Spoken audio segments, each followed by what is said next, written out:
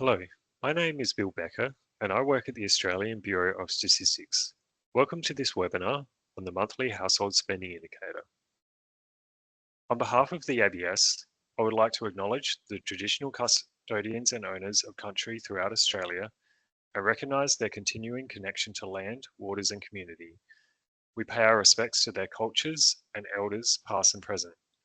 We acknowledge that today's webinar is being recorded on Kaurna country, the traditional lands of the Kaurna people, and that we respect their spiritual relationship with their country.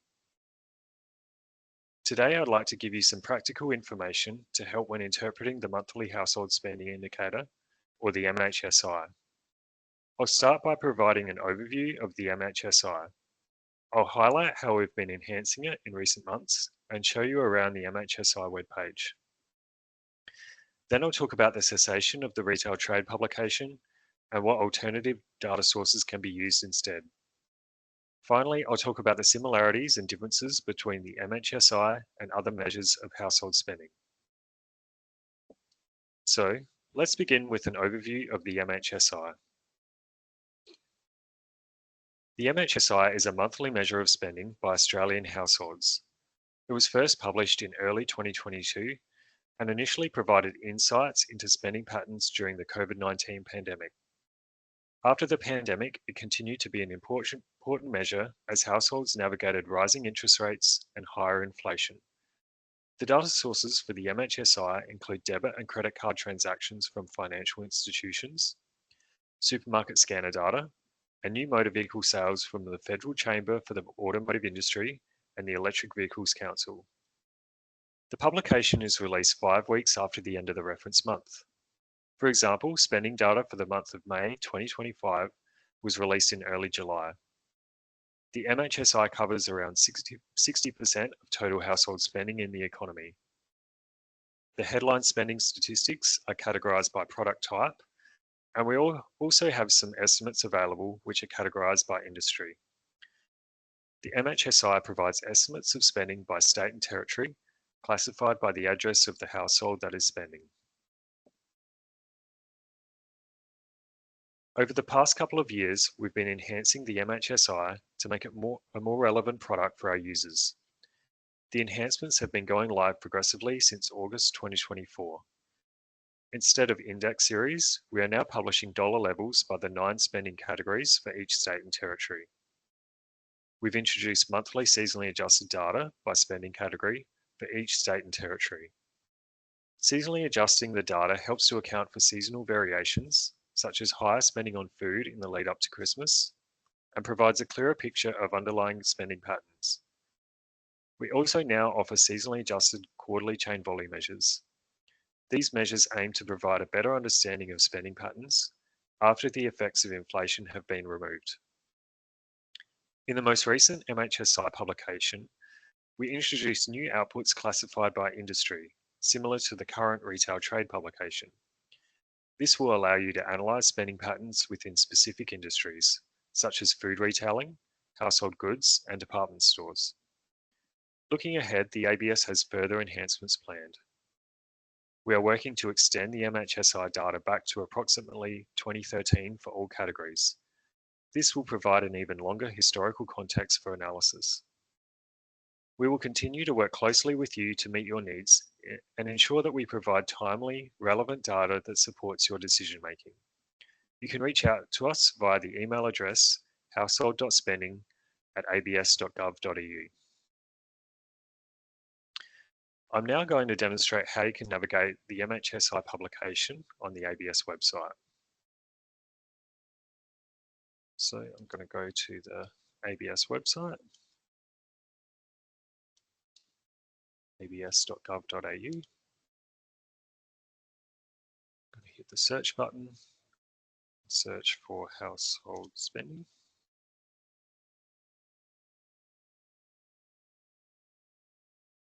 And it's going to be the first result. So this green tick means we're looking at the latest release, and the latest available data is available up to May 2025, and this was released on the 4th of July 2025. So the key statistics section, that includes the most important insights from the release. So in the May 2025 month, household spending rose 0.9% as measured by the MHSI. And compared to the same time last year, spending rose 4.2%. Every 3 months, we also include spending data that's been adjusted for inflation, which we refer to as chain volume measures. So you'll see a dot point about that every 3rd month. So for example, if I go back to the March release, we can see here that in volume terms, spending was relatively unchanged in the March quarter of 2025. So the volume measure is important because it gives an indication of whether the economy is growing. And the gross domestic product is also measured in volume terms by the ABS. So I'm just going to go back to the latest release using this button here. So this call out box, this blue call out box is where we put important contextual information. And I'll come back to a bit of that content a little later. So in this table here, we've summarized some of the key statistics in more detail, including the dollar amount of spending in the May month in seasonally adjusted and trend terms, which was a bit over $76 billion in May, and the percentage change compared to the previous month, and the percentage change compared to the same month in the previous year. Then we have a graph of total Australia spending in seasonally adjusted terms, with the monthly growth rates represented by the bars and the through the year growth rates represented by the line. So we can see in this graph some of the trends in the data. So if we focus on the through the year growth, we saw a big drop at the start of the COVID pandemic in 2020, and then a recovery through the start of 2021 before the onset of the Delta variant, which resulted in people staying home more and spending less outside their house, and then a strong recovery in 2022, and now through the year growth has been stabilizing over the last couple of years, and in May 2025 spending was up 4.2% compared to May 2024. So we can also look at the growth rates in a table by pressing this button. We scroll down, you can see that month-on-month growth rate and through the year growth rate. And we can also download the data underlying the table, underlying the graph, or we can download the graph in image format. So the MHSI includes spending by 9 categories across a range of goods and services. If you're familiar with the retail trade publication, then some of the categories in the MHSI will be similar, but there are some key differences in how these are measured across the 2 products, which I'll get to later. So that's because this data is classified in this table based on the product being purchased, while in retail trade, the classification is based on the industry where the money is spent. The MHSI doesn't include a few types of spending, such as education, utilities, rent, and insurance. So these categories aren't included because households are more likely to pay for these using direct debit or BPay, and the ABS doesn't have good coverage of these payment types on a monthly basis. So while they're not currently included, we have longer term aspirations to identify and bring in the necessary data sets to expand our coverage to all spending categories. So back to the graph, this shows monthly growth rates for the 9 spending categories for the past 3 months. So if we look at transport, in the March 2025 month, spending fell 0.5%, then rose 1%, fell 1%, and then rose 1.7% in May. We also split spending into two categories, goods or services. So goods are physical, tangible products that can be touched and seen, like food, clothing, and alcohol. While services are activities that are performed for a customer, like a medical consult or haircut, or experiences like a music concert or hotel stay. So we've got a graph for goods spending here, and then a graph for services spending. And in a similar way, we also split spending by discretionary and non-discretionary. So discretionary spending can be described as non-essential and includes things like alcohol, furniture, and air travel. Non-discretionary spending can be described as spending that's essential to living, such as food, health services, and petrol. We also categorize the data by state and territory, which is based on the address of the household that spent the money. So if we look at the graph, I guess what sticks out here is the Queensland figures. So we saw a sharp fall in spending in March 2025 due to the impacts of ex-tropical cyclone Alfred, and then a recovery in April 2025 with a 2.2% rise, which was the strongest rise across all the states and territories in April. If we go to the data downloads section, this is where you'll find spreadsheets containing the full extent of MHSI data that's available to the public. So this is where you'll find turnover data classified by industry. So this is the retail turnover estimates, which are based on bank transactions. And you'll notice the table numbers here skip from 10 to 19. That's because we have additional spreadsheets in every 3 months for the quarterly data. So if I go back to the March release, to the data download section, you'll be able to see the quarterly estimates here. So these do say that they're experimental estimates, but we've since removed that label from all of the COICOP estimates, and they're no longer experimental. So that's why there's no experimental label on these tables here, except for the retail series. If we go to the methodology section, this is where you'll find detailed information about the concepts, data sources, and methods for the MHSI. For example, you can find out how we categorize goods and services spending in that page under the outputs section. So this table here shows you how each of the categories are categorized by goods, services, and discretionary or non-discretionary. And finally, on this page, we have the media release link. So the purpose of the media release is to highlight for journalists the newsworthy stats from the MHSI publication. You can also find the media release on the ABS homepage on the day of release in this section here.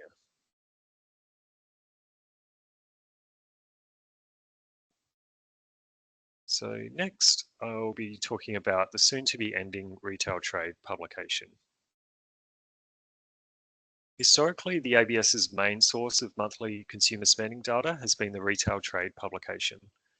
First established in the early 1950s, retail trade estimates are based on survey data that is collected from over 3,000 retail businesses each month.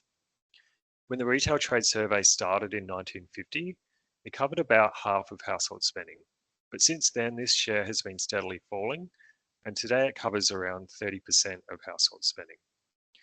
With the share of spending on things like health, recreation, and transport growing over time, the retail trade data is no longer providing as comprehensive a picture of household spending.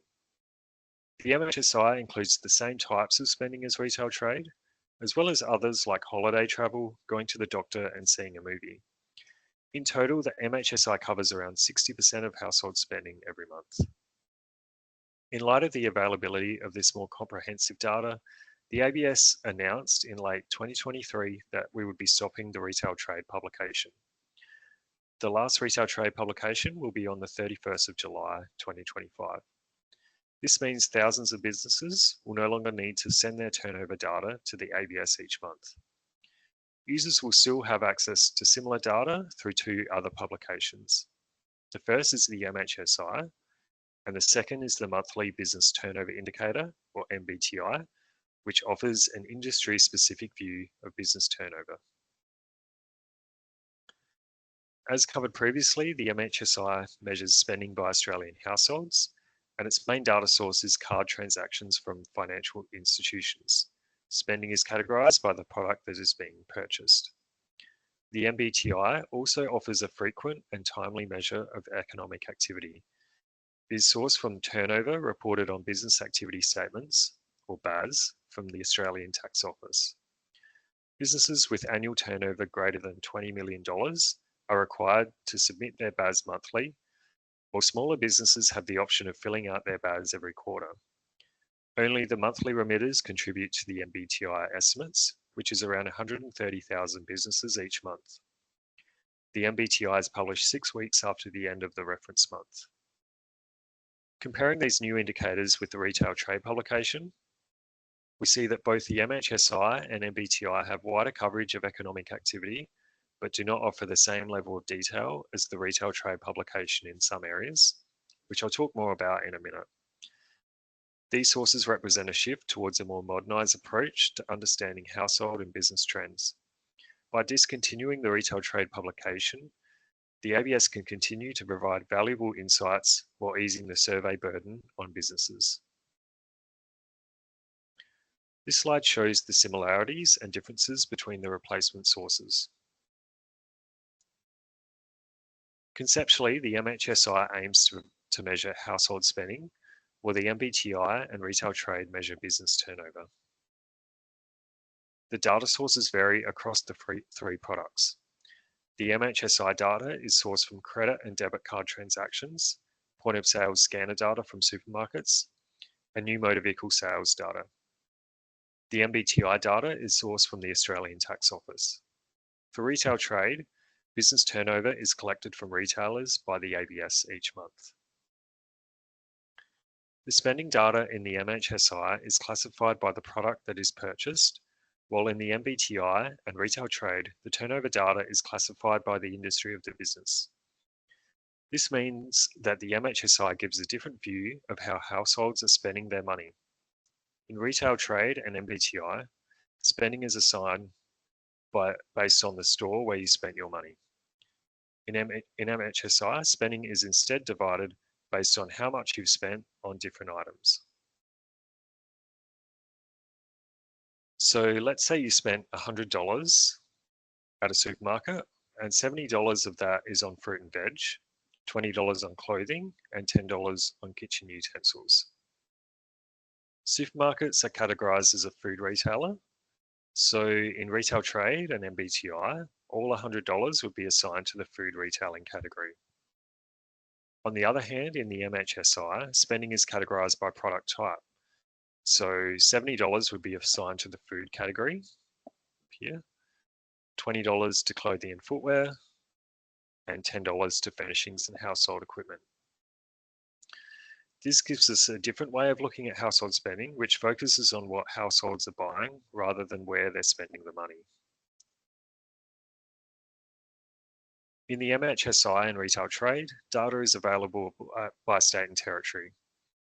As I mentioned earlier though, in the MHSI, spending is classified to a state or territory based on the address of the household, while in retail trade, it's based on the location of the business. As an example, let's say the address that you've given your bank is in New South Wales. If you go for a holiday to Victoria and spend at a local shop, this spending would be counted in New South Wales in the MHSI, but in retail trade, it would be counted in Victoria. Spending by non-Australian residents in Australia is included in both the MBTI and retail trade, while it is only included in the MHSI if that non-resident opened an Australian bank account. We expect that the MHSI includes spending from a significant proportion of overseas students, but excludes spending by short-term visitors. The coverage varies across the three products. The MHSI covers around 60% of total household spending, while retail trade covers around 30%. The coverage in MBTI differs across industries. For the retail trade industry, it covered 75% of total turnover in the 2023-24 financial year. In this final section, I'm going to talk briefly about the relationship between the MHSI, retail trade, and the national accounts. For many years, retail trade data was a key input into the national accounts. It was mainly used in the compilation of household final consumption expenditure, or HFCE, for categories like food, clothing and footwear, and furnishings and household equipment, plus a few more. HFCE comprises about 50% of the ABS's gross domestic product expenditure measure and provides a key indicator of overall economic health and consumer confidence. Since early 2024, the ABS has progressively transitioned from using retail trade data in the compilation of HFCE to instead use bank transactions and other sources. The MHSI has been designed to be a timely forward indicator of HFCE. Quarterly MHSI estimates are released about a month before HFCE and are intended to provide an indication of what to expect when the HFCE estimates are published. Where possible, the MHSI is compiled using the same data sources and methods as HFCE, resulting in estimates that are usually closely aligned, noting that the National Accounts team may use additional, less timely data sources to improve the economic coherence of national accounts statistics. Let's take a look at the food category to see how things differ across the three measures.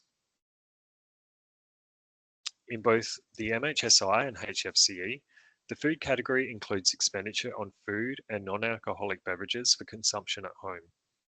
However, in retail trade, the food retailing category captures turnover at businesses which are classified as supermarkets, liquor retailers, or other specialised food retailers. This means retail trade includes spending on any item at these retailers, such as cigarettes, clothing, and household goods.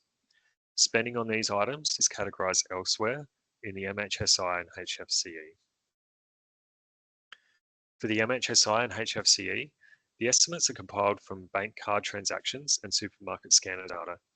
An adjustment is made to account for cash spending, and the estimates are benchmarked to annual household expenditure totals from the national accounts. In retail trade, there is no cash adjustment because the retailers report their turnover from all payment sources. Also, the data is not benchmarked to another ABS statistic. Instead, we use sample estimation methods to make the sample data representative of all businesses in the retail industry.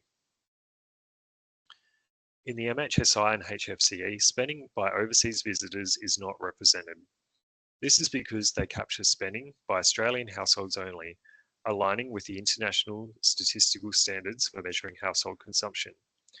Whereas in retail trade, spending by both residents and non-residents is included because these retailers are unable to report this separately. Currently, the MHSI does not include spending by Australian residents when they are travelling overseas. Retail trade data also excludes this type of spending. However, it is included in HFCE estimates. Despite these differences, estimates for food align fairly well across the MHSI, HFCE, and retail trade. The left-hand graph here compares quarterly percentage change in the MHSI and HFCE estimates. The right-hand graph compares monthly percent change in the MHSI and retail trade estimates. While there are noticeable differences in the movements in some periods, the data usually tells the same story. That is, a rise in the MHSI food estimate is usually consistent with a rise in HFCE and retail trade. More information on the differences between the MHSI, HFCE, and retail trade can be found in an information paper that was published in March this year. The paper covers all categories that are published in the MHSI. A link to the paper can be found in the description section below this video. Thank you for watching this webinar today. We hope it's given you a better understanding of the monthly household spending indicator and how it fits in with other measures of spending. If you have any questions, then please check out our frequently asked questions section on the website.